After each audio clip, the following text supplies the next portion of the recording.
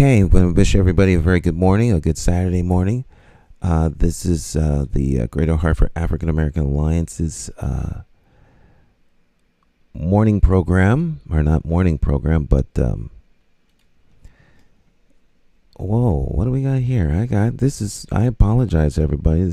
I got all kinds of bad stuff going on here. All right. Nonetheless, these are not our candidates this morning. This morning's candidates are Alyssa Peterson, Cynthia Jennings, and Doug McCrory. And so, can you put those up for me real quick, Angela?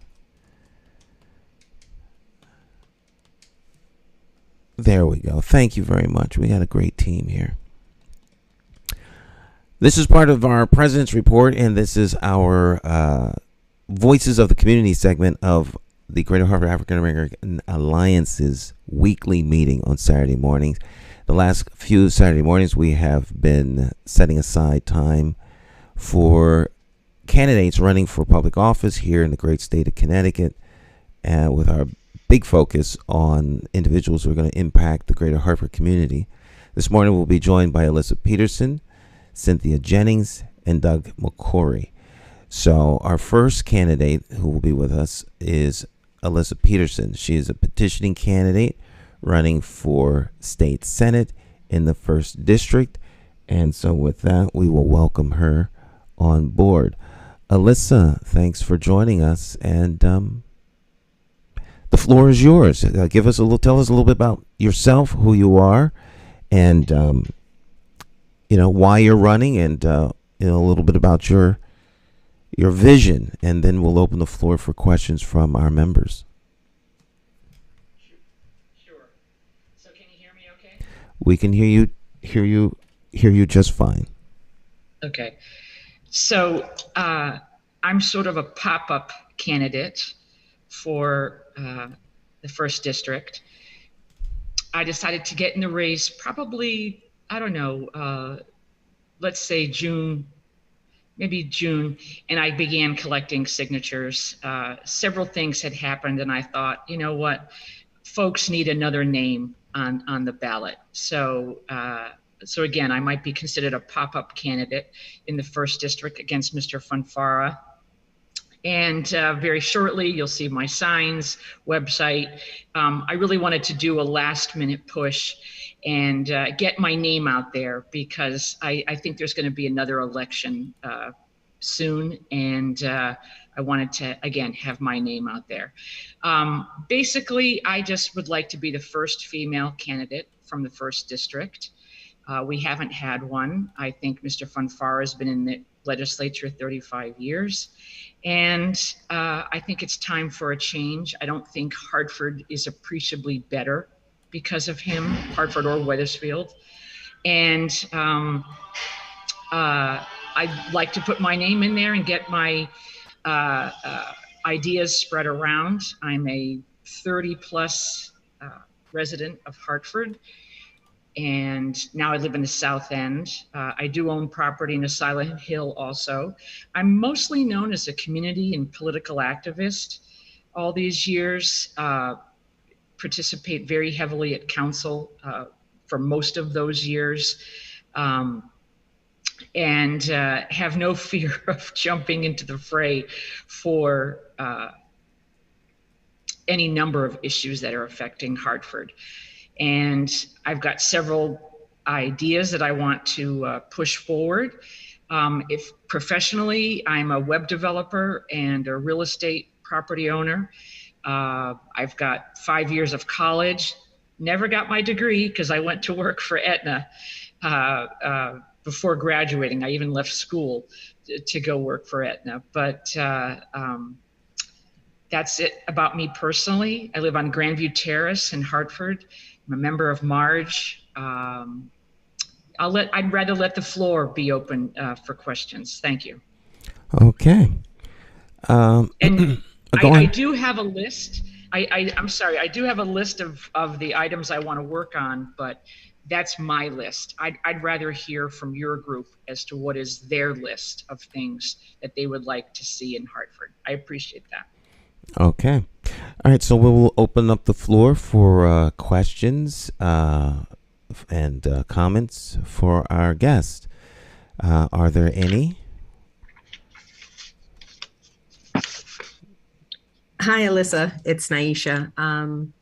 You just mentioned you have your own list of things, but I'm always curious as to what are you gonna should you win? What sort of you see as a priority? I'm always curious for candidates to express that. So I do have a list of things, but I'm just always curious of what's cooking in your head as far as what do you see as a priority?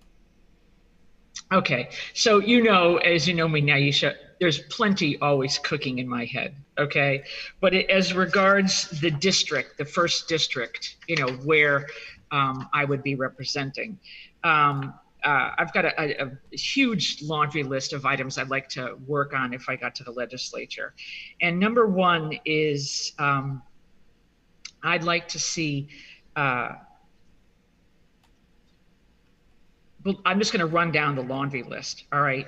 I'd like to see regional offices. So first of all, as regards taxation, I know Mayor Bronin has been working on issues as regards taxation and increasing the tax burden. But I'd like to see any office, any company that has a regional office that's tax exempt, move their trucks, their property, their offices, etc., out of the Hartford area, so that way other towns can share in the tax burden. And I'll give you an example. Why do Eversource trucks have to be in Hartford? Why does Eversource offices have to be in Hartford? It's all tax exempt. Why does the MDC have to have so much of its property tax exempt in Hartford? These are examples of entities that regionally benefit. CT Transit, additionally. All of these things benefit our area regionally, but their home is here and their equipment is here. None of it's taxable. So I believe surrounding towns in the area could share, and we could move some of those those entities out, at least as regards their trucks, their offices, et cetera, and then put that property back on the tax roll. So that's one issue for me as far as how to get more property in Hartford taxable. I'd like to continue the work on red light cameras that has become so popular at the legislature. I'd like to continue free busing that's going to end in December. I'd like to study shorter routes in Hartford so that we can have more efficient busing in Hartford. I'd like to take steps to truly move towards regionalization in Hartford, and where entities are becoming more regionalized. Like right now, there's certain health districts that share resources in Hartford. I'd like to expand that. Obviously for cost saving purposes. I'd like greater focus on neighborhood schools. I'd like money to be targeted to benefit our neighborhood schools. Our neighborhoods are really harmed by so many kids being bussed out elsewhere, and we don't create a fabric. We've lost that fabric in our neighborhoods where kids don't go to school together, don't play together anymore in the parks. They don't play team sports anymore. So I'd like a greater focus to be on neighborhood schools and their strength in both Hartford and Wethersfield. I'd like to refocus on the value of a tech high school education, especially for students that are pandemic affected. I think some of the scores we're seeing here are not going to be easily fixed, and that a skills training intervention could benefit some of the students that are going to be impacted by a poor showing of their scores and a poor showing of schooling in 2 to 3 years. It's not anyone's fault, but certainly we could intervene and possibly help them if their scores never recover and if their job prospects are less going forward. It's a predictive issue, but I do want to keep an eye on it. I'd like to strengthen election enforcement. That's the State Election Enforcement Commission. I'd like to strengthen property forfeiture laws. In the South End, there are several properties that I think they are crime related. And if our property forfeiture laws were greater in strength, we could move to take some of those properties that have been related to crime or are causing crime, or even the threat of property forfeiture, I believe would be a deterrent. We have it at the federal level. We did have it in Hartford in the 90s. And I think that type of enforcement needs to come back as we had it in the 90s. I'd like to see the MDC, the Metropolitan District, our water company, put under the control or oversight of PURA. I'd like to see rapid utility repair of our streets, enforcement of it. Our Hartford streets are abominable, and the excuse is it's always the utilities. Well, we need to have some laws in the book about the speed with which they redo our streets relative to utility work. And I'd like to see some greater legislative emphasis on recreation, what our rec centers are doing, and how we're keeping our schools open after hours. If we can't, a lot of what I've spoken to on this list, we are not successful getting our city council or our mayor or our Department of Education to adopt these ideas. Therefore, in order to get some of these ideas adopted, I think we go around them and we act at the legislative level. So there's my laundry list, Naisha. I hope that explains a few things. Indeed it does. Thanks, Alyssa. Question on MDC. At one time, I thought it might be kind of interesting to have, direct election of MDC commissioners. Do you think that would be advantageous to the MDC? That's, they're a municipality in and of themselves. If my understanding is correct, and they're often referred to as quasi-government, but they are in municipality. Stan, I totally agree with that concept.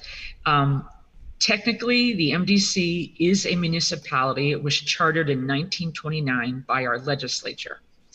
Whenever the MDC wants to get something done, have you noticed how they quickly go to the legislature? Mr. DeBella goes around and secures his votes and gets what he wants done. Conversely, a state senator like Mr. Slapp in West Hartford, he tried to get several things done as far as better oversight of the MDC, including PURA, I believe, and other changes made to the MDC. But I don't believe he could even get it into committee. The reason being, the MDC, Mr. DeBella, didn't want it. So the easy answer is yes, we can get district elected commissioners.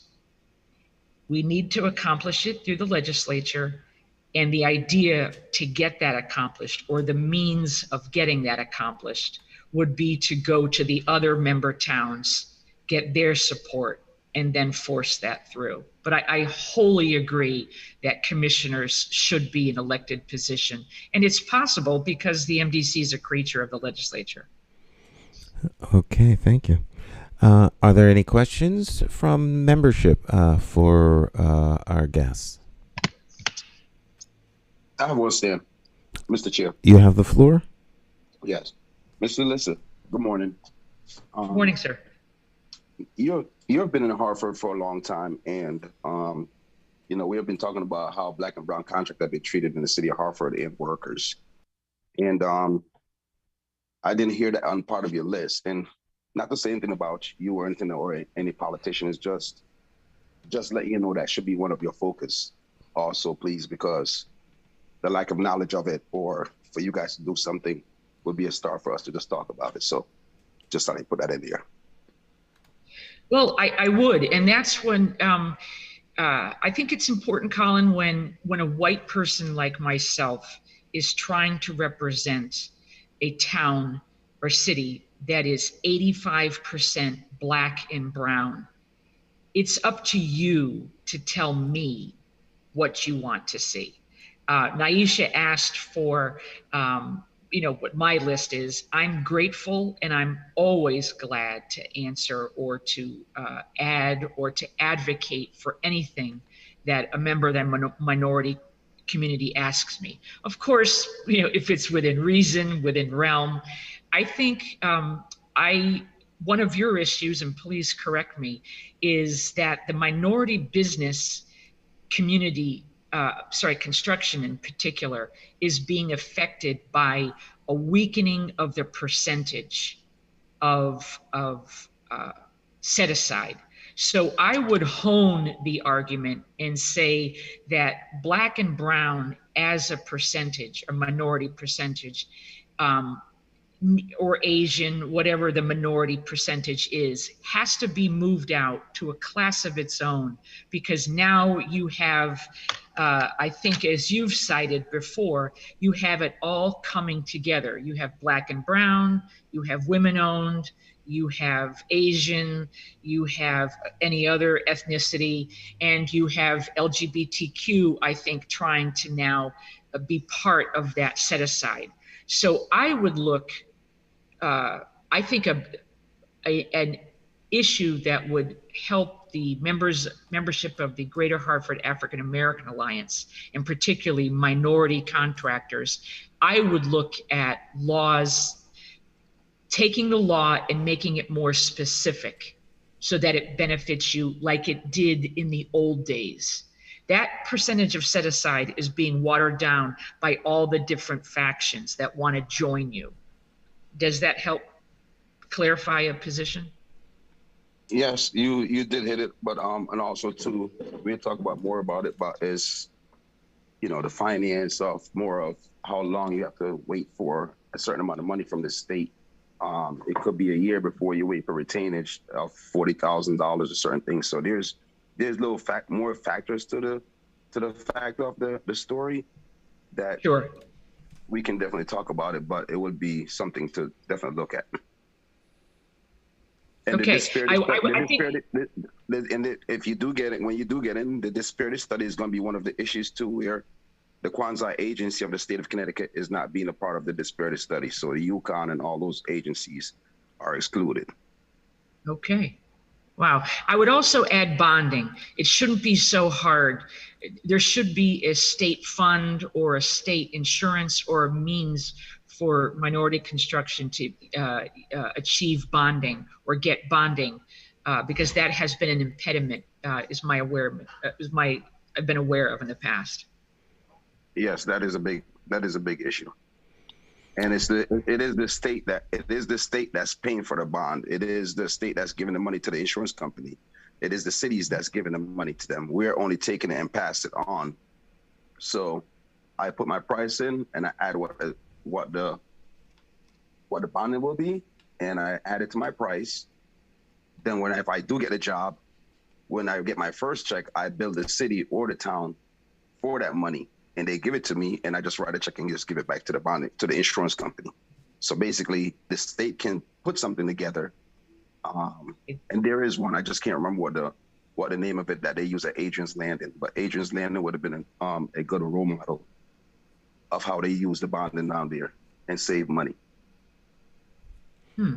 That's interesting. It's so interesting about the pool of money that should be available. I will take your points and I'll add them to my list, and I thank you.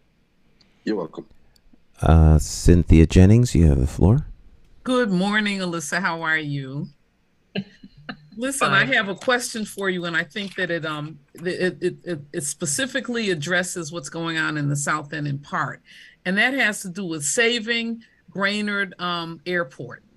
And one of the issues that we're facing right now is we're facing an international pilot shortage, as well as an international aircraft mechanic shortage. In that airport right now, we have 3 flight schools that were willing to take Hartford students. We have the school that the Regional Vocational Technical School that was also willing to to train not just students, but people who are, out of work or transitioning into different job areas. I think that we need to take a look at whether or not the best usage for that airport would be to train our young people, and they would be able to train thousands, and the amount of money that pilots make starts at $250,000 a year, as well as aircraft mechanics. So we're talking about things where they don't have to go to college. They can go right into these tech schools and these flight schools, and many of them can get their FAA license by the time they're 17. We presented that to the mayor of Hartford at one point. Barry Alexander and myself worked on this for 2 years. And I think that we need to take a look at what engines we have that will drive our economy, and what our legislators are, the position that our legislators are, particularly in that area of the town, what position they're taking. Is it the highest and best use to bring in high level housing that they want to bring in? I don't see where that's going to drive the economy and help us, but we could drive the economy by bringing in people from out of state and out of the country as well, to train them to be pilots and train them to be aircraft mechanics, and address a real need that's actually shutting down aircrafts and airports and throughout the country. So you're asking if I support that? Yes. Do you support keeping Brainerd open okay. I certainly do. And several of the points you raised are so critical. I think it would shock you to learn that a greater percentage of the aircraft mechanics at that tech school are from Western Massachusetts. I don't know. I mean, I support our superintendent. I don't have any idea why our high schools are not presenting aircraft mechanics as a legitimate career. It's a very inexpensive, the whole program can cost someone $8,500, and a Pell Grant could easily cover that. And there is, that's part of the funding that could be available to them. For whatever reason, we have this jewel right here in Hartford, and our students are not steered towards it. Again, when a school has more Western Massachusetts students, that's a problem. I have no idea why. As regards pilots, what a fascinating career that would be. Again, nobody tells our Hartford students this is available right here and you can get funding for it. Another alternative I'd like to suggest, I'd like to also support possible high school classes part-time occurring down there. So to get that pipeline started at 15, so that they would see I can get a license and go on to be a commercial pilot. I would also advocate that there's great jobs down there. You can be a line serviceman and get into the aircraft industry that way, and then graduate to a job at Bradley. There's so many opportunities there. It's a gem. You mentioned Mayor Bronin. As long as Mayor Bronin's around, we're going nowhere with this, okay, number one. Number two, as long as Senator Fanfara is around, we're going nowhere with this. Number three, as long as Billy DeBella is the chair of MDC, we're going nowhere with this. So I'm very hopeful that in a very short period of time, all three of these people will be gone and we can stop worrying about Brainerd. It's a fool's errand to think that the state owns this property. Cleanup costs could be $30–40 million. It's a fool's errand to think that you're going to ask state of Connecticut residents to put more money in. They already subsidize Hartford for a variety of reasons, for education, for our tax exempt status as far regards pilot, numerous reasons. I can't imagine asking the state of Connecticut residents to clean up this property so that people like Mr. Fanfara and Mr. Bronin could build high-rise housing on property that you can't see the river because it's blocked by the dike system. It's ludicrous. So very shortly, I believe this foolish errand will go away and we can focus on exactly what you advocated for. And I certainly hope that we could see your ideas move forward. Thank you. Okay. Final question from Dr. Bowen. Morning, Alyssa. I'm highly excited about what it is that you listed off. And speaking to the point of education, most recently, the Hartford Board just voted on the affirmative of allowing for our current superintendent to have a 1-year extension to her contract. My question is, based on where you would be seated in the legislature, how could you make a major impact on education per directing or providing direction to the superintendent if she were willing to actually take said guidance and allow for everything that you spoke of related to the Brainerd Airport, but really and truly making education from the perspective of students walking away after 13 years of schooling in the Hartford Public School systems with skills that make them competitive in the marketplace? First of all, I know Superintendent Torres Rodriguez Leslie, and I know that there's a perception that it's difficult to deal with her or engage with her. At a state level, I would look to basically creating a law or changing the law that you could only do one re-up or one additional year on a contract. I know her contract has been extended a couple times, so that's one way that you could control it at the legislative level. On the other hand, I think it's up to the community to go to the meetings, as I've gone in the past, and sit down with her and work or demand of her and the board and say, look, these are our concerns that after 13 years, what do our students have to show for it?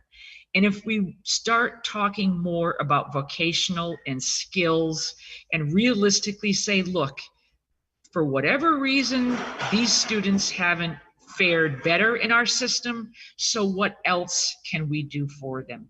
And what else we can do for them is steer them towards skilled work, skilled jobs, skilled training. It's too complex to get into a he said today, but we can, and I think the pandemic has really impacted truancy and really impacted our scores. I can't say that we can point at any one person and say it's their fault, but I do say about as far as looking forward, we see those scores are down. We know these kids are going to be impacted. Let's take action now and say it's not likely they're going to graduate into higher education at this point in time. And I'm only talking about the students that are impacted in high school and maybe junior high. Let's be proactive, let's see what they need, and let's help them when they turn 18. What does 13 years get them in the school system? At least we could gear them towards a skilled job and a higher wage. So I hope that helps. Thank you. Thank you very much. Stan. We That's the are. last one. Well, hold on. Shantae is ahead of you. Do some clock management here. All right, so we'll go to Secretary Brody, and then very quickly to you, Colin, and then our next guest will be up. Okay, so Shantae, Madam Secretary, you have the floor. Thank you. I just wanted to clarify the superintendent's contract. So under her contract, when she's approaching her 3rd year, she can extend 1 year out. So what you've seen happen in recent months at the Board of Ed was that and she has the right to ask for this every year. So it would be a contractual thing if that, if that was to change. But she has a right. So who wouldn't, right? Ask let me tack on a year. So, and there's always a misconception when it's like, oh, we're voting on the superintendent's extension. It's really, no, she's already had a few years. She's asking to add a year on the end of it. So that is something that I think board members have to be able to justify why, like it should add up to why we're saying, well, next year you can add a year, but right now let's see what we can do within this year to improve achievement or culture, environment.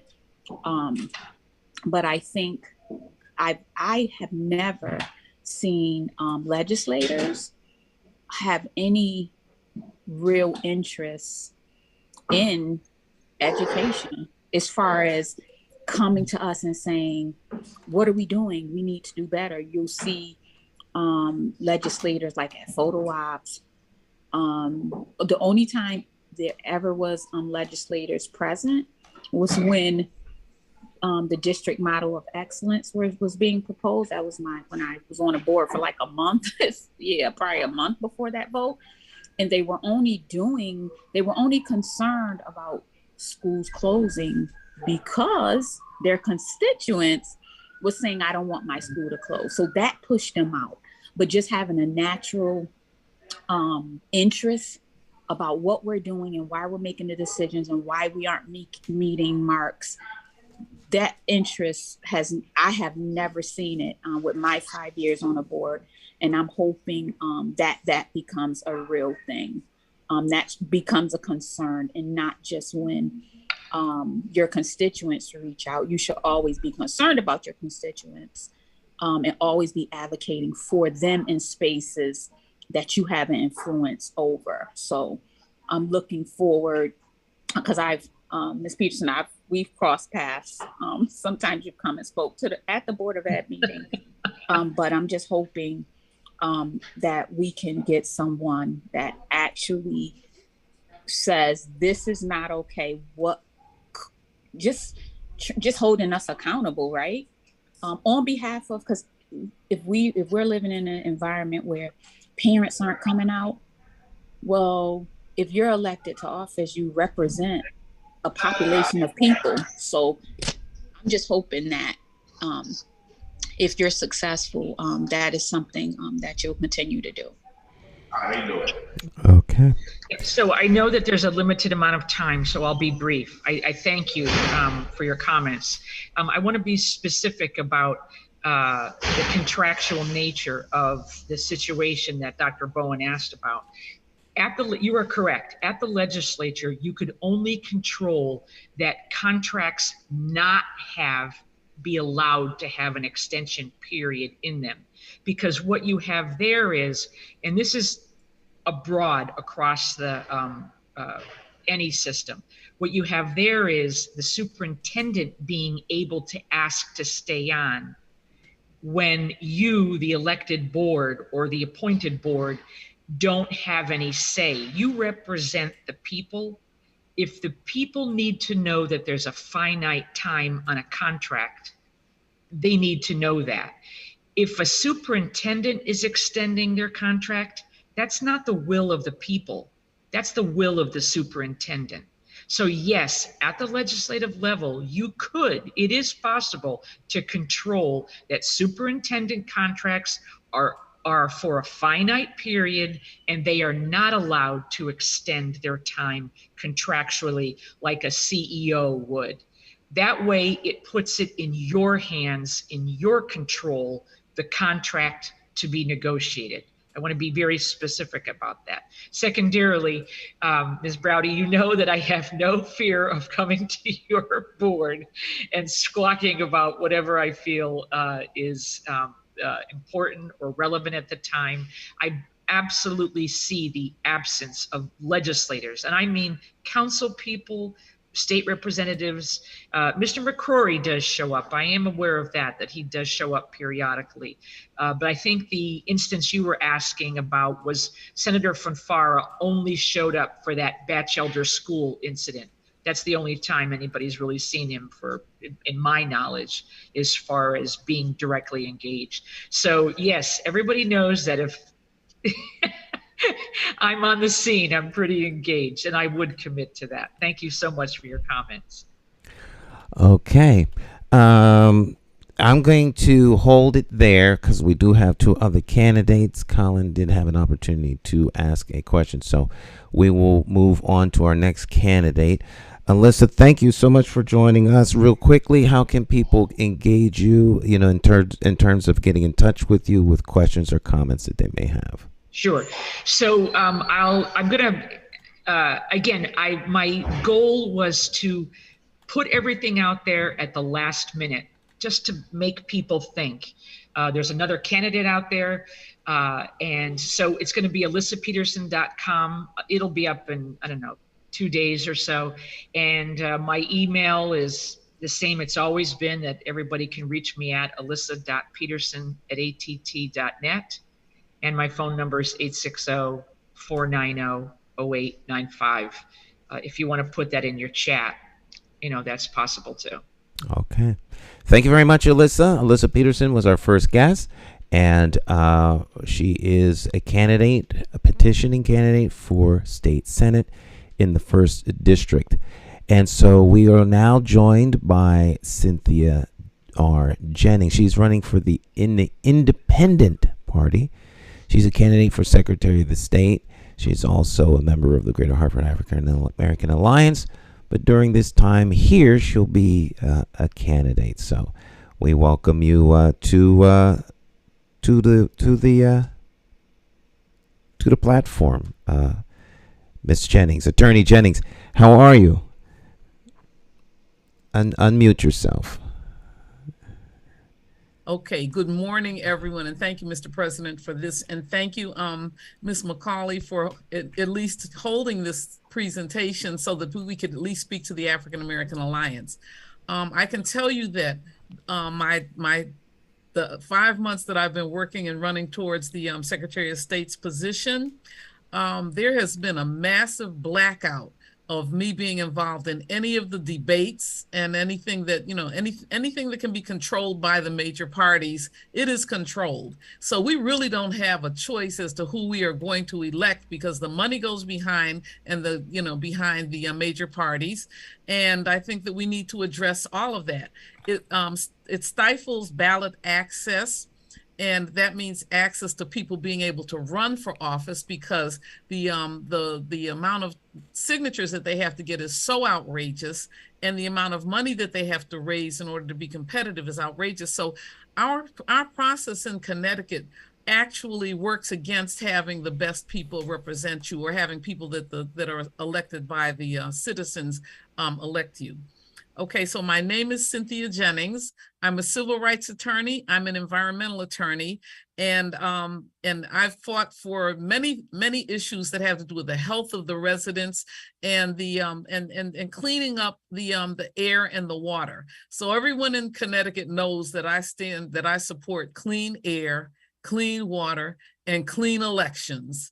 And I think that is why we need to move forward and select someone who is who's able to represent to the people a way that everyone can have equitable access to being able to run for office, that our young people be elected, and that our young people be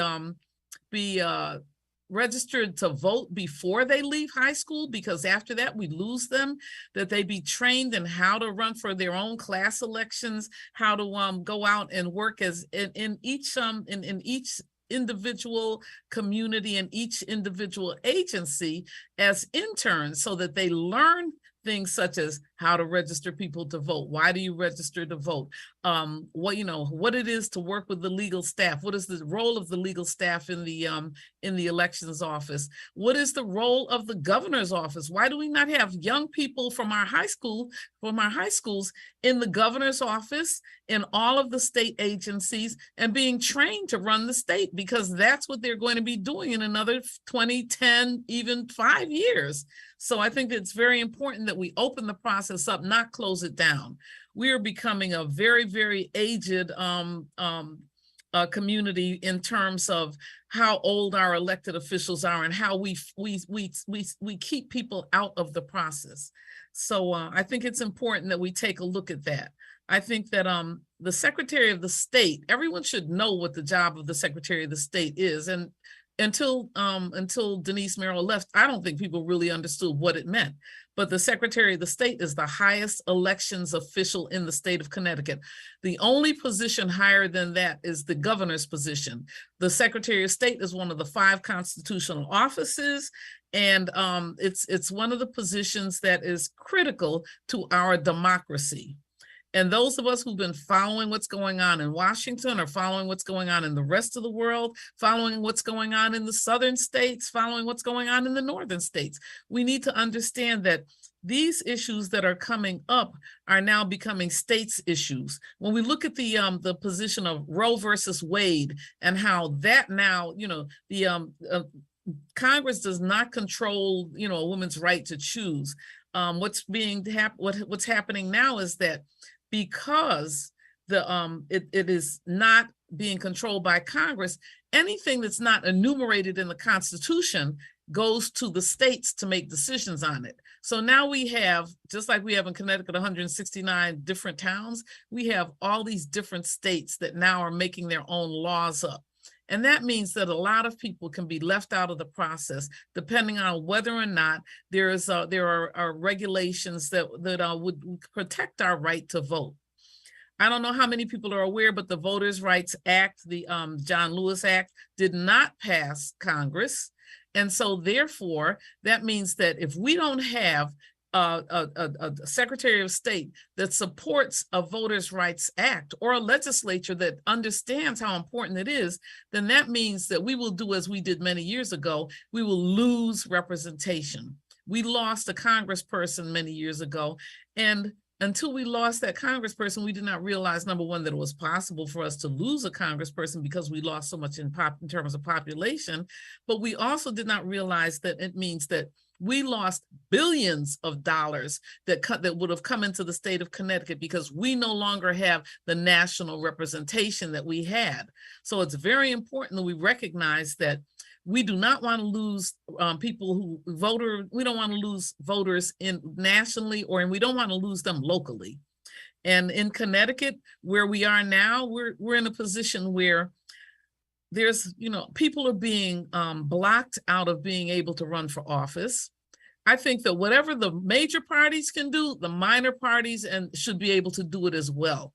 So if the major parties don't have to go out and get 10,000 or 15,000 signatures from the electorate, and then minor parties should not have to do that either. It's got to be some kind of equitable. It cannot be that people can be locked out of a system because they cannot get the votes, the signatures. I also believe that we need to now move to electronic signatures for petitions so that people can get their signatures from people without having to go door to door, especially now that we've had a pandemic and there's been God knows how many special acts that the governor has put out regarding the pandemic. So why isn't electronic signatures one of them? When you talk about electronic signatures, the banks use them. Corporations use them. So why can we not use electronic signatures to get petition signatures so that our people still have a right and a responsibility to move forward and select the people that represent them? We live in a representative form of government in Connecticut, and we have a constitution that does not allow early voting. So when we talk about how bad off the southern states are, a lot of them have 2 weeks in advance of early voting. At best, the candidates that I'm dealing with, or one of the candidates that opposes me, is talking about 3 days of early voting. And we're talking about also as our demographics change, our representation changes, and that means that we should have something called ranked choice voting, where we don't have to feel that our votes are being thrown away. If we're supporting somebody and we want to vote for someone, it doesn't have to be either major party, either or. We should be able to elect the people that we want to represent us and have that proportionately utilized so that the decisions can be made just like they do in Alaska, just like they do in, I believe it's Maine. There are many states that have what's called ranked choice voting.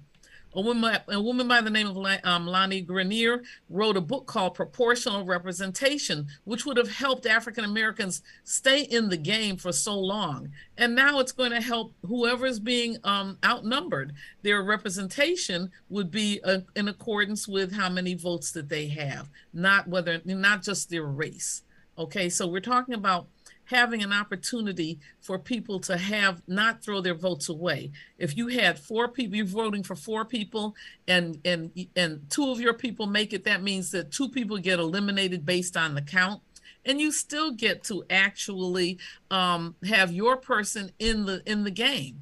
So we're talking about ballot access and making sure that people have the right to run, making sure that people have representation, and making sure that people who are working and living in this country and in this state in particular have equal representation. The federal constitution says 1 person, 1 vote. I think it says 1 man, 1 vote, but we've extrapolated that to mean 1 person, 1 vote. And we just do not have that kind of equity in the state constitution. So right now, I believe there's a question, a referendum, well, not even a referendum question, because we don't have a right to referendum either. We have on the ballot, because the legislature put it there, on the ballot we have whether or not we should have early voting or the opportunity to have early voting by changing our constitution. We should vote for that. When you go and you have one particular day out of the entire year where there's voting, if you're sick, if you have a car accident, if your children are ill, you can't make it. If you're working that day, you can't necessarily vote that day. And with the way that we have ballot absentee ballots, you have to lie in order to be able to vote absentee right now, the way the ballots are set up. It means that you have to say, I'll be unable to vote at any hours of voting during the time. And you can be charged with that. So why not have no excuse absentee balloting, where if you want to vote by absentee ballot, you have an absolute right to do that. I think that's one of the things that I will be supporting as well as Secretary of the State. The other thing that I support is that people be allowed to move forward and participate in a process where you're talking about representation. If we're living in a representative form of government, then we're also living in a position where we must understand that those people that are elected to represent us, we elect them because they take particular positions and they make particular commitments to us.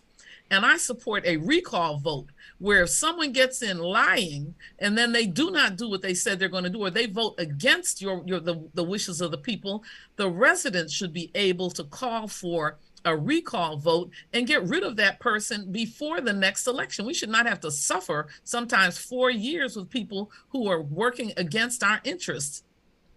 So I think that, and additionally, if you have someone who's stealing from the public or doing something that's against the interests of the residents, there's no way to get them to step down unless they agree to step down, or unless they're criminally charged and lose their right to vote.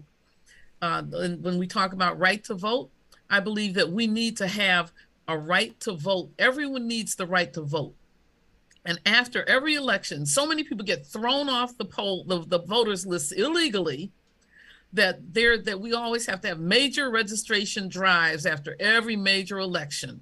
So, it's a free for all where people can actually take away people's rights by, there's 2 voters lists in Hartford, and many other states in many other towns and municipalities also have 2 voters lists.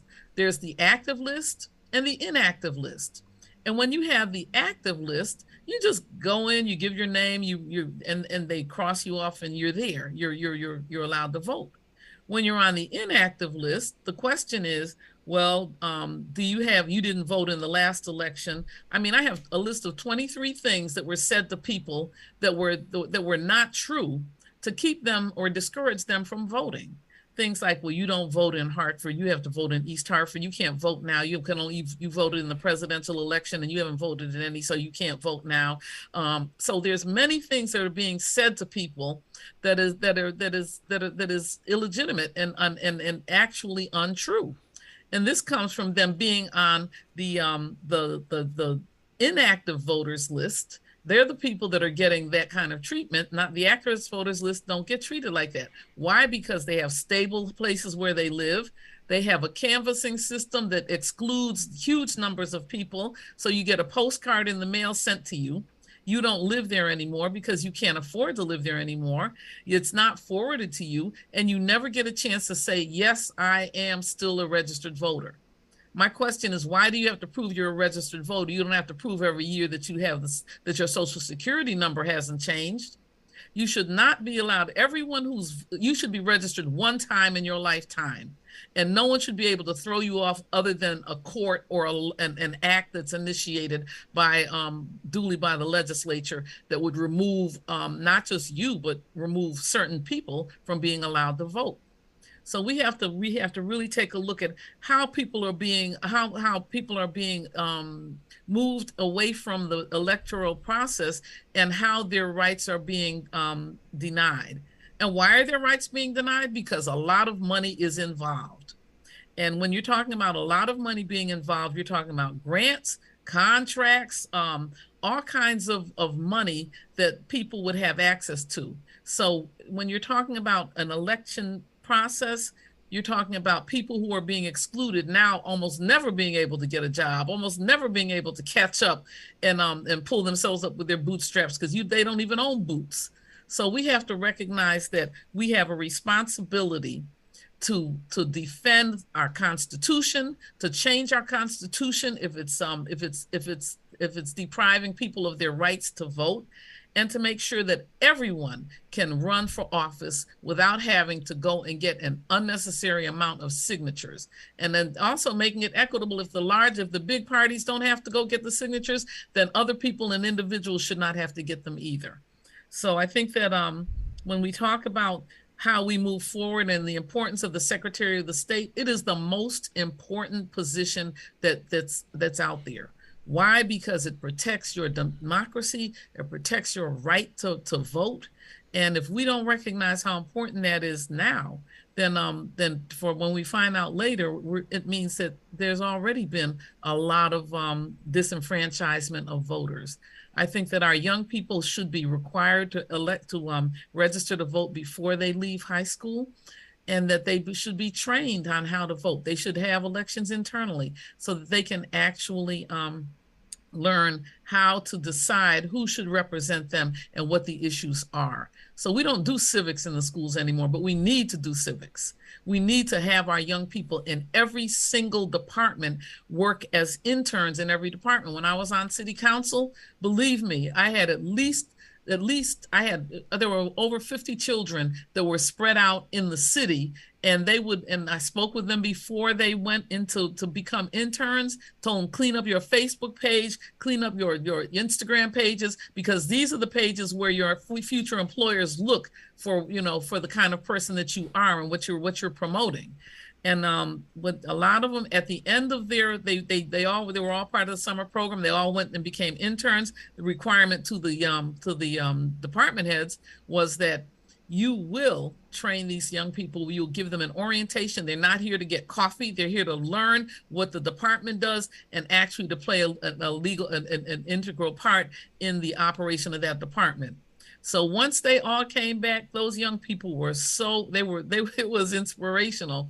I asked them, I said, well, how many of you think that you can run your department? Oh, almost everyone of them raised their hand. It's like, I can do that.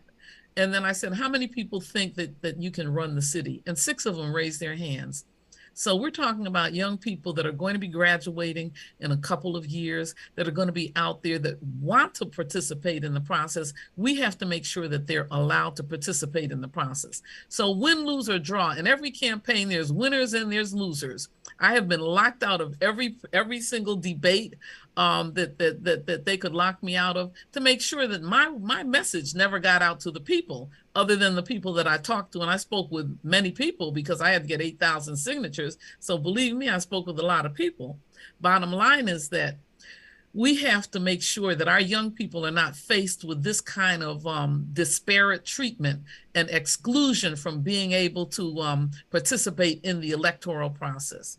So I want to thank the African American Alliance for allowing me to present to them. I'd like to ask you to make sure that you vote. And to make sure that you contact your family members, that you share with them the fact that there are alternatives to the people, that are currently running. And there are people that have had the interest of the city of Hartford and their young people in for more than 40 years.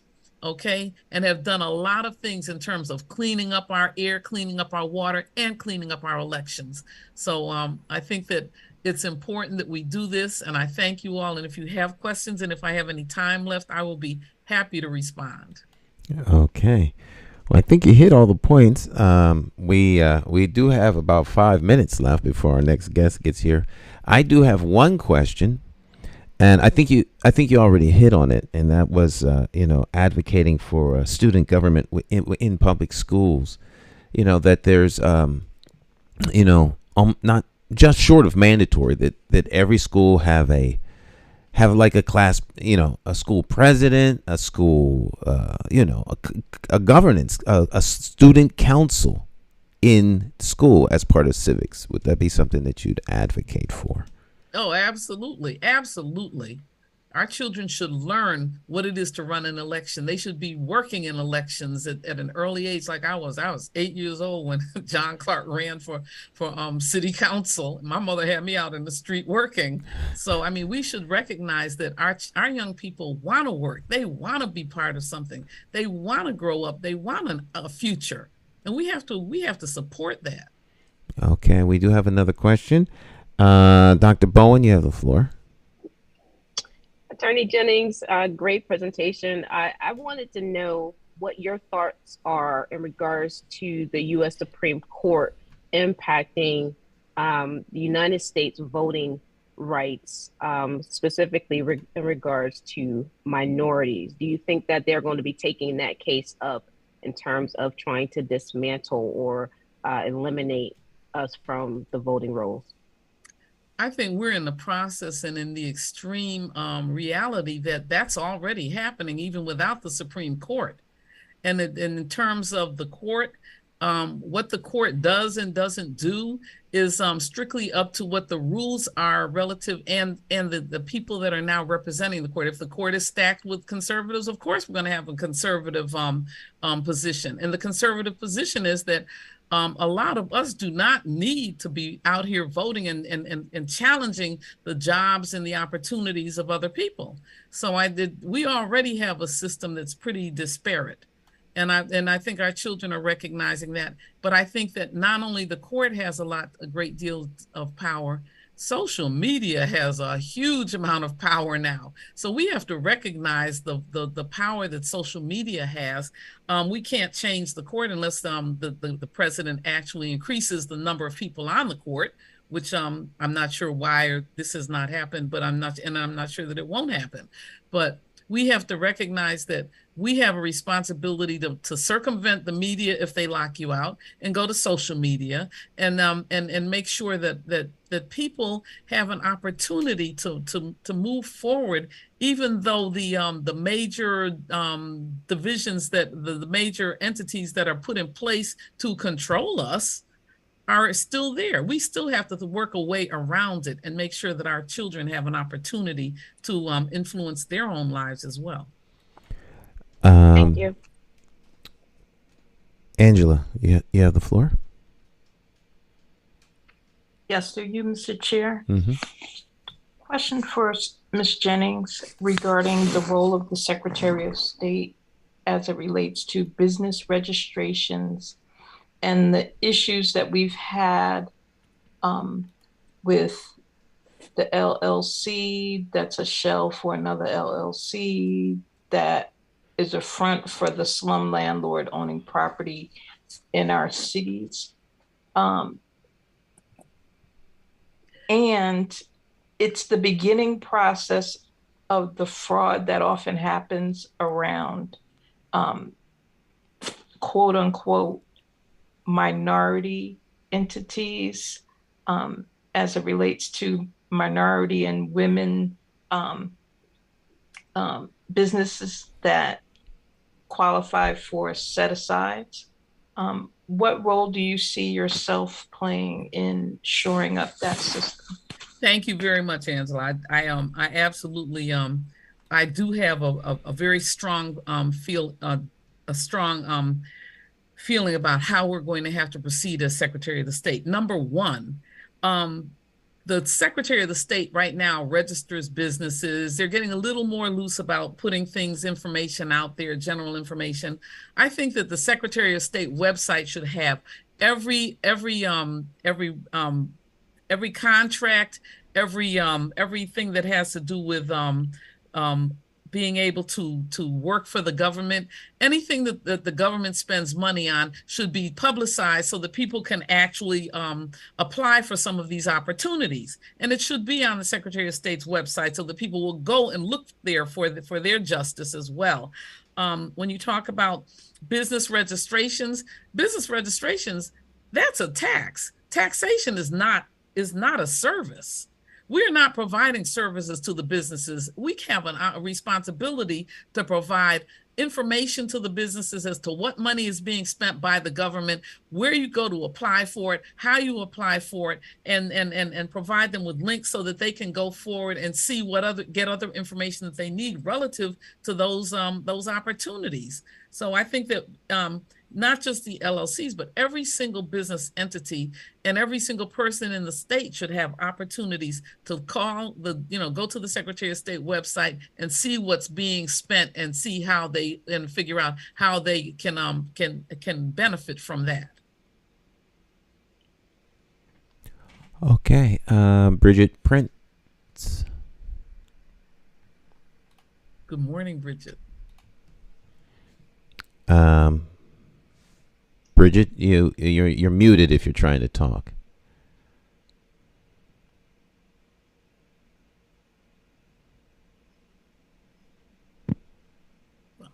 Hello, can you hear me? We can hear you now. I hear you. Good morning. That's my favorite civil rights attorney. How you doing? I'm good. You know this for me. The voting, it's a civil rights issue, and I've always thought of you as being the best candidate because these are the things that are rarely addressed. I understand what everyone says about abortion, being a woman, and definitely wanting the right to choose. I don't think that is the greater issue. The greater issue that we are facing right now is the voting rights. I didn't know how important the Secretary of State position was until you just gave that fabulous presentation. So, I want to thank you. I had no clue that it was a constitutional position, but it should be because voting is a constitutional right for you as citizens. And what we don't do, I like what you said about the federal grants, any type of opportunity, business opportunity, loans.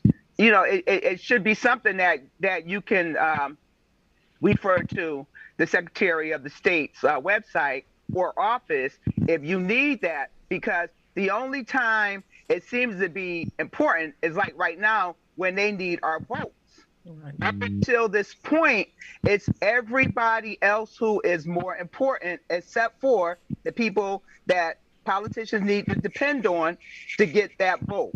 If you are not a U.S. citizen, you cannot vote.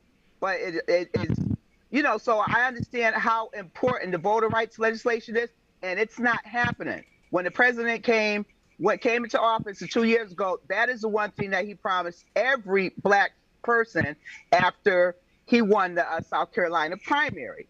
That's not going to happen, but I can guarantee you that if they win this midterm election, that they're going to make sure abortion is on there. Just like the Asian crime bill, just like every other bill. So, the voting process has really been watered down. And why? Because they're taking care of everybody who can't vote for them. And that just, for me, I don't get that. I'm going to take care of the people first that I know I got to come to the vote. So I appreciate your presentation, and thank you for letting me share that. Thank you. And best wishes to you. I'm supporting you. Thank you so much. You're welcome. Okay. I think that what Bridget Prince was bringing up is true. This is a civil rights issue, and we are behind the 8 ball when it comes to this. When the Voting Rights Act did not pass at the federal level, we should have known we were in trouble, just like Roe versus Wade was in trouble. So when we know that we're in trouble, it's best that we have some backup plans. And the only backup plan we can have in Connecticut is to have our own Connecticut Voters' Rights Act. I'm the only candidate that was talking about this. And I think that as a people, win, lose, or draw, because we're going to have winners and we're going to have losers, and the game is stacked. But we should not allow people that go into office to not understand that we expect to have the Voters' Rights Act in Connecticut established, and that we expect to have certain protections as for our vote, because if not, we are going to lose voters. Our people are going to lose the right to vote.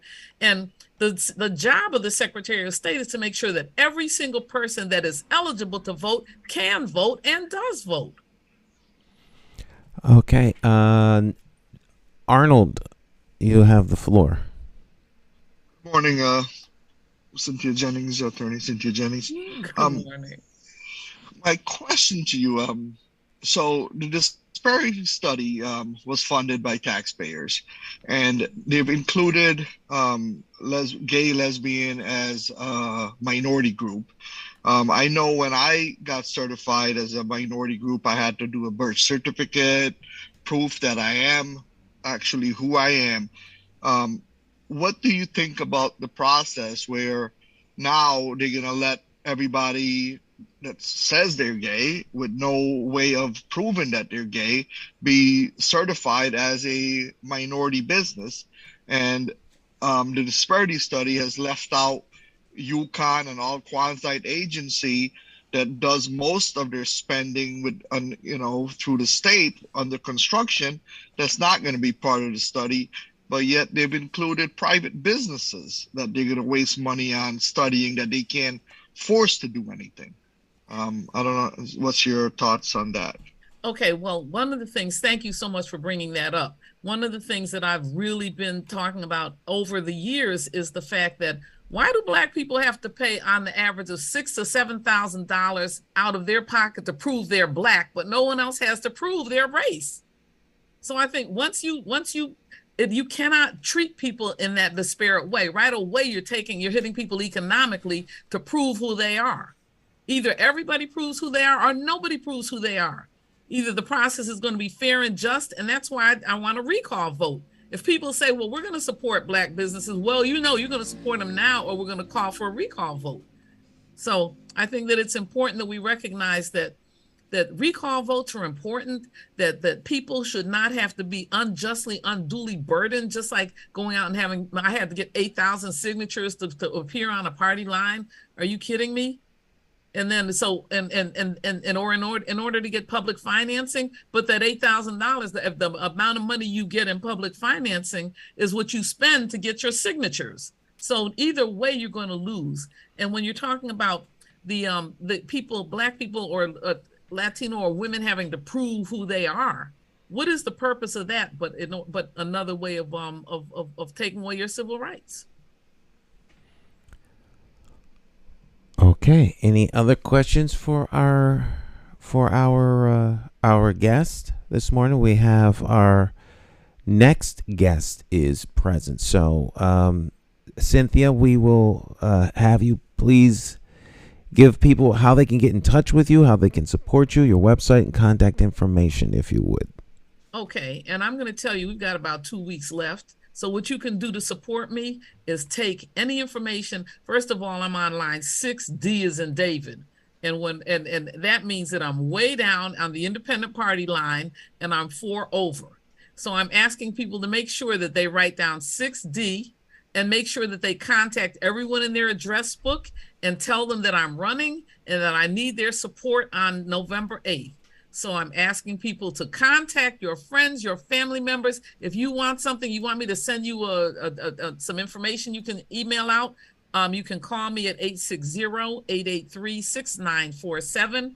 That's the quickest way and best way to get in touch with me, or text me at that number and I will get your information out to you. Just give me your information. I'll email you information out that you can put out on social media. I've been going out telling people, put these flyers on social media. I have a flyer that I just put, it's called a walk card, and I can send this out to you. And I can, and all I'm asking you to do is put it on social media. Everywhere I went, I told people, put it on social media and say, you met me at the West Indian Social Club. You met me at the wherever I was at the time, at the Amistad. So I'm asking everyone to put it out on social media. When I talk about the power of social media and the vote being controlled by the people, make sure you go through everyone in your address book and ask them to make sure that they come out and vote for me 6D on election day. When people get their absentee ballots, give them a call. Don't go over there. Give them a call and tell them to look for me on 6D, Jennings for Secretary of the State. Okay, and I appreciate anything that you do. And believe me, you have enough representation and enough contacts to make this happen. Thank you very much. Thank you very much. Thank you. Cynthia Jennings has been our guest as we continue our conversations with individuals that are running for office. We're now joined by Douglas McCrory. He is a Democrat. He's a candidate for the state Senate in the 2nd District. He is also an incumbent, and he is no stranger to the Greater Hartford African American Alliance. And so with that, we want to welcome you, Senator McCrory. How are you doing, sir? Man, I'm black, I'm blessed, and I'm on the right side of the soil. Can't ask for anything better than that.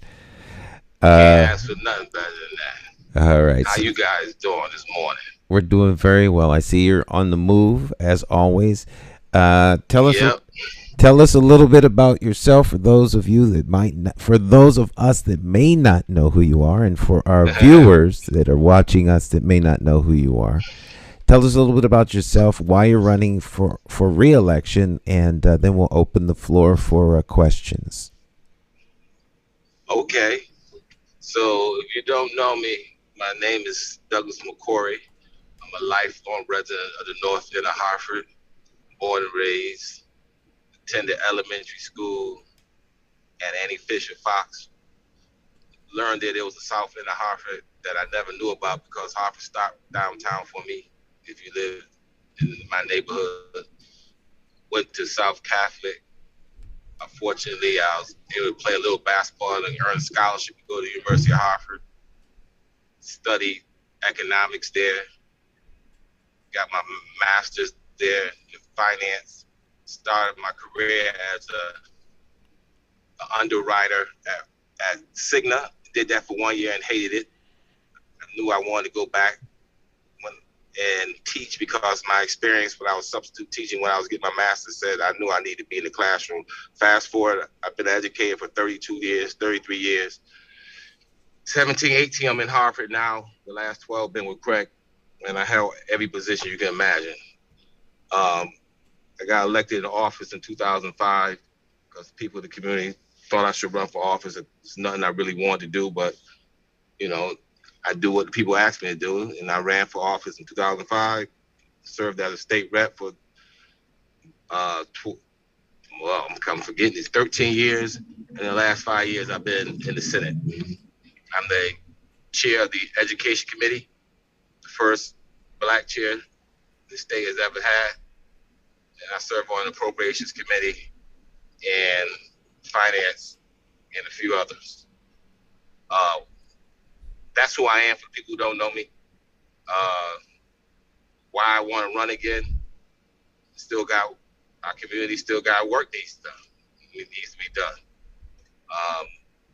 And I'm thankful for those individuals who support me in every endeavor I move forward with, from electing me as your state rep and supporting me to go up to Senate. And I want to thank you guys for empowering me for being able to speak freely and honestly and truthfully for our community. I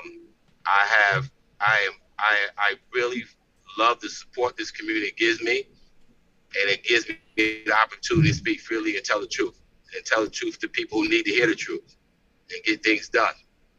And I've placed myself in a position now that I'm able to get things done.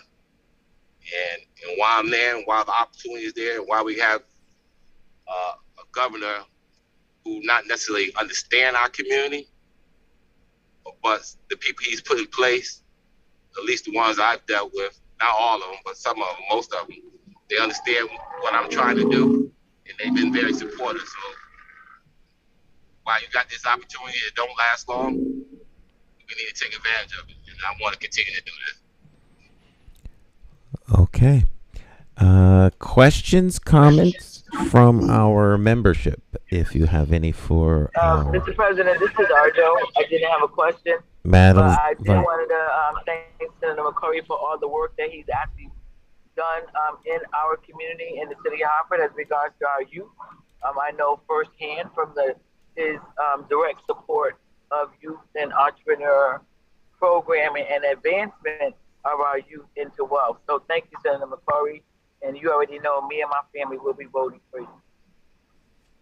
You know, I appreciate that because, you know, one of the things I've learned being in this position for the last 18 years is when you're trying to help your own people, the ones that get in the way the most is your own people. And unfortunately, that's the case, but I know that I learned that I study our history, I study our culture, I get it. But I appreciate that because, you know, it's hard when you come home, you can be loved everywhere else, but you come home sometimes, that's the toughest group. But I'm built for it, so I appreciate that, Arjo. Arnold, you have the floor. Good morning, Doug. It's Arnold. I know you were very involved in getting the disparity study done, getting it funded. I've seen that now. I was in the last meeting, an outreach, and they've included gays and lesbians as part of a minority group as part of the study. They've taken out all the quasi agencies, UConn, CRBD, all the private, not private, but that's the state spending most of their money in construction on, that they're not going to do any study on that group, but just they're going to study private companies as part of the study, disparity study. How do you feel about that, or was that, how do you think that's going to affect actual minority businesses when there's no proof of if you're a lesbian or gay that I know of, a DAS, they'll give you a certificate? That's a very good question. I'll start off the first one in regards to, I don't know, is Bernard on this call? No, sir. Okay. So I'm glad you asked me that. First of all, that's not true. And I asked if Bernard was on the call because he heard a conversation I had with the state, with the CHRO and the lead lawyer on it. Public institutions are not being let off the hook. They will be evaluated also, just like private companies. So that's absolutely not true. What the disparity study is doing is determine our capacity as a community for the work we do. And when we get that information, therefore you go back to these institutions, i.e. the state of Connecticut, UConn, or the other private and quasi organization, and ask them to explain why they're not reaching the capacity in which our community has. So that's what the disparity study does. So those agencies are not being excluded. In regards to the LGBTQ community, again, I can give you the long story, I can give you the short version. The short version is this. They are not being included in the study because what the information you said is absolutely true. But they are looking at the data and seeing if this was to have to actually move forward. But the data that they're going after as far as defining minorities does not include LGBT community, because there was a there was an attempt to make that happen this legislative session. And fortunately, myself and another person in leadership said, no, we can't do that right now. If we're going to do that, that needs to be brought out to the floor, and the whole body has to vote on that. And so that did not happen. So that's where we are right now. But don't think it might not come up again this legislative session. Okay. I think Collins and Alvin was on the call where I don't think the people that's doing the disparity study understands that that's their role in doing the study. But that's it for now for me. Okay, thank you. Angela. Good afternoon, Mr. McCrory. Just a quick question, if you could, for those of us gathered and those that might be listening via social media, if you could give your opinion on how the outcome of the Chef versus O'Neill decision and the implementation since has gone and where we are now and the impact that it has had on particularly students in the city of Hartford. Angela, man, that's, I could do, honestly, I really want to have that conversation with this community, and I can't, I really, can you book, honestly, this is what I would like to do, because I was very vocal about this during the legislative session, and I can't give you a fair, honest assessment of everything that needs to be talked about in one answer right now. So what I will do, and I promise this to this organization, because I think this organization needs to know that, can we book me either next week or come sometime so we can spend some serious time talking about the implications of what has happened, what is happening, and what may happen in regards to Chef. So I want to give community a very good understanding of what's going on. Is that fair? That is fair. We can, I have no problem with that. The person that posed the question, is that fair to you? Absolutely. I would like an in-depth answer, so definitely. Yeah, I like to do that. I would not give you justice and when that great question, just give me a quick question. It won't be fair to you. It won't be fair to me. It won't be fair for the community at large, because that's an issue that touches me because of my position as the chair of the education committee and being a resident of Hartford and understanding everything I know about that program. I know it more than, I don't think it's a person in the state of Connecticut can speak intelligently about that program than myself. So I want to give that credence. All right.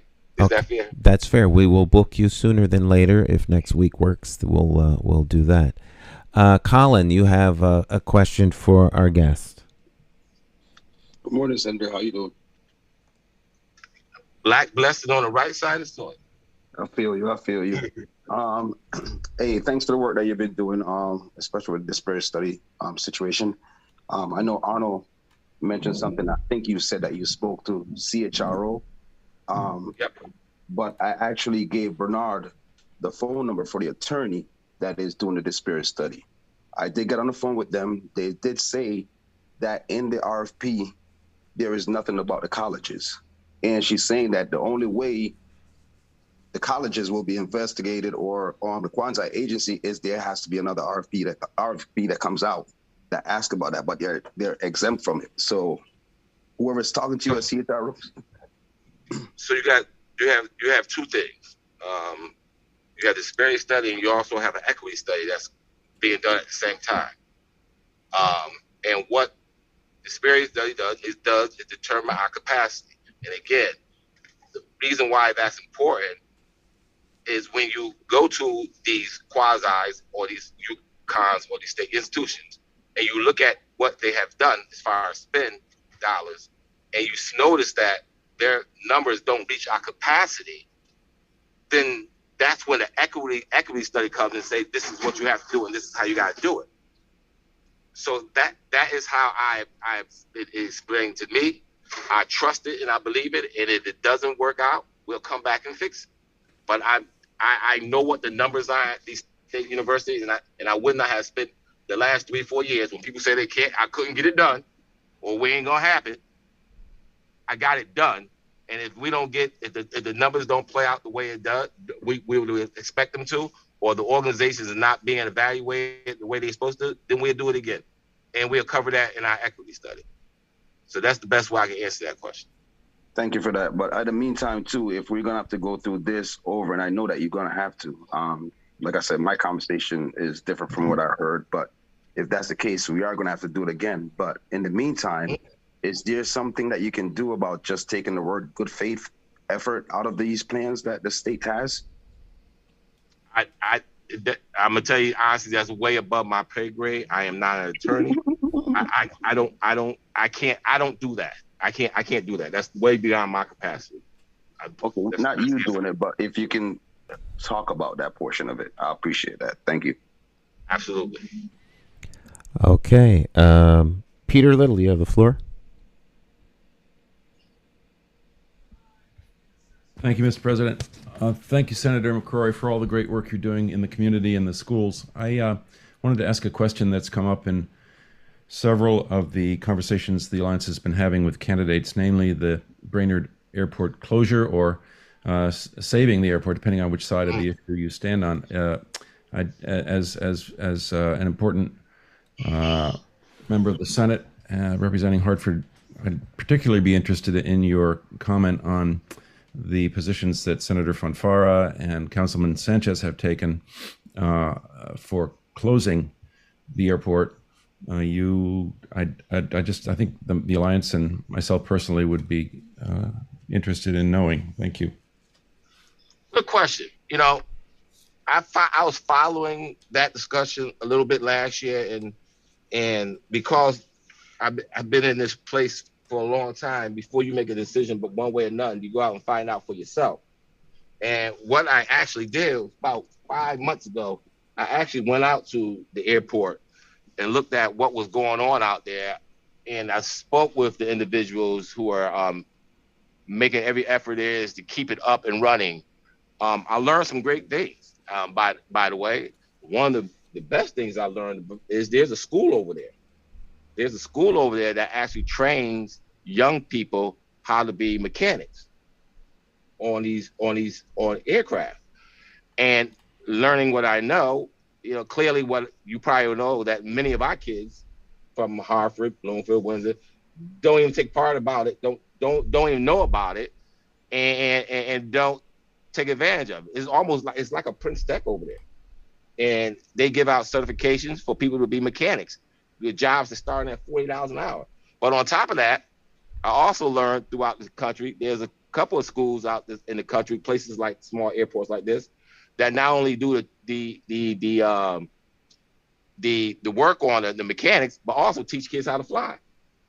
And I've been in contact with a young lady, a sister out of Chicago, who has a program in Chicago, another one in St. Louis, that takes kids from their high schools and teach them how to fly airplanes in high schools. So I was like, listen, I don't decide one way, but other on what I want to close or not. There's a whole lot of things that have to happen before that airport can close. There's a lot of things that have to happen. But in the meantime, I'm more compelled to how we can get this school open and have more of our kids take advantage of it. Either expanding it and teaching our kids how to fly, or exposing it and teaching our kids how to fix the planes. So that's my position on it. Yes, that's an important resource. So is it, I don't want to put words in your mouth, is it fair to say you're still uncertain about whether it should stay open or closed, or are you taking a position that it should close eventually in the short run? Listen, I said, give me the best option. What's good for my community? What's good for us? That's what until I find out what's best one way or the other, I stay neutral. But I have learned some things that I didn't know, and I learned some things that probably many of you didn't know about that airport. So until somebody prove one way or the other, closing it is the best thing, or keeping it open and expand it, I wait and hold my vote. Terrific, thank you. And what about the issue of? I find it troubling that the two most vocal proponents of closing, Senator Fonfara and Councilman Sanchez, work for the MDC, which has an obvious, most people think, interest in the property as a development opportunity. How would you comment on that potential conflict? Listen, I don't get in other people's business. That's their business. I don't get in other people's business. I don't want people getting mine. That's their issue. Well, it's the citizens' business, I think. But anyway. I said what I said, so that's where I stand. That's how I feel about it. Okay, thank you very much. Yep. Are there any other questions for our guests? I have one question. Hi, Doug. It's Naisha. Good to hear from you this morning. This as a uncontested position for you, realizing that you will be elected even if you go out and you're single vote. What's coming up for you? What are you focusing on going into this next legislative session? Wow, that's I like these questions like that. That's a good question, sister. And so one of the things I know, like I use the phrase back in here, I know back way, left way, right is education. So I got that part down pat, right?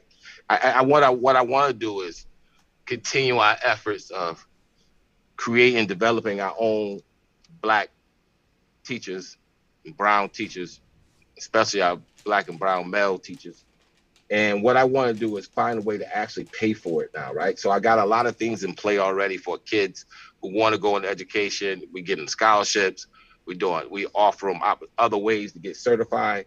But now, I looked at this program they have in Bloomfield. It's a model program where they have the universities and the high schools working together, and the potential educators, they have to go into the school districts and work at the same time.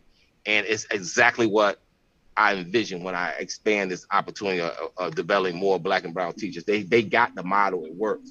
Now I just got to be able to pay for those kids full tuition when they want to go to school. So that's what I'm working on the education front. On the economic development front, which is probably the most important issue our community faced. I mean, they ain't killed Martin Luther King because he was talking about we shall come and voting rights. They killed Martin Luther King because he started talking about economics. And that has not changed. So I am still continuing efforts of finding ways to get our community access to capital, removing barriers, opportunities for entrepreneurship for our younger people and people who want to transition. I'm focusing a lot on that. And I'm focusing on building brick and mortar in our communities. I like to see our institutions like Blue Hill Civics and stuff like that. I mean, I want us to move forward. I want our buildings to look like us. I want our buildings to be new and creative and innovating, where we have centers where our kids can come and learn financial literacy, and also our parents can come and learn how to get a home, because there's a lot of programs out there. So I'm focused on more economic issues now, and more so getting the information out to our community, because there's a lot of great programs out there. And I noticed there's a lot of great programs, and this administration spent a lot of money. I can honestly say we're doing some relatively new revolutionary things I haven't seen ever since I've been there. But the information is not getting to our community. And I want to do a better job of trying to expose our community to all the opportunities that are out there. So those are the things I'm probably going to be focusing on this legislative session. But Naisha, thanks for that question. Thank you. Okay. Our guest has been Senator Douglas McCrory. He is running for re-election. He is unopposed, so he's going to win. And so we will invite him back to have the conversation on CREC. But for individuals that do want to help you and support you in any way, how can they get in touch with you, and where do they do so? Well, considering that I'm running unopposed, I'm going to be all right. But I do want to make sure my colleagues who are running for office to get the support out for them, and make sure you guys come out and vote in this election. We can't take anything for granted. And that's the biggest fear, that we feel as though we got this one in the bag, and there's not a lot of competition out there. But trust and believe, there's a lot of people that don't like what we're doing. And I damn sure don't like what I'm doing. So they would try to take out the whole row A. And I just say, listen to what's being said out there, but also go do your own homework and make sure you know the facts and go out and vote one way or the other. Clearly, I want you to vote for me. And clearly, I think this administration has done at least the governor's office has done a pretty good job. And like I said, I have never had as much insight and opportunities to get things done. I have it since I've been here. So I think we got, again, an opportunity while resources are readily available from the feds on down to the state. That didn't get dried up, but we need to take advantage of these opportunities. So let's go out there and do it. Get out there and vote, guys. All right. Special thanks to our guest, Doug McCrory, Democrat. And again, I would love to come back and have that conversation about Chef, guys. I think that's very, very important. Let's do that. Let's do that. You'll hear from me in this week, if not later on today. All right. All right. Peace, guys. Thank you. All right. Yeah. All right. So Doug McCrory's been our guest, candidate for the state Senate, 2nd District, and he is running unopposed. Our first guest was Alyssa Peterson. She's a petitioning candidate for state Senate in the 1st District, and Cynthia Jennings, who is an independent candidate, part of the Independent Party, candidate for Secretary of the State. And they have been our special guests this morning. And we thank those of you out there for joining us. And we look forward to you getting in touch with us. You can visit our website at GHAAA for more information. And we thank you very much for joining us and hope that this information has been useful to you and your family. Have a great day.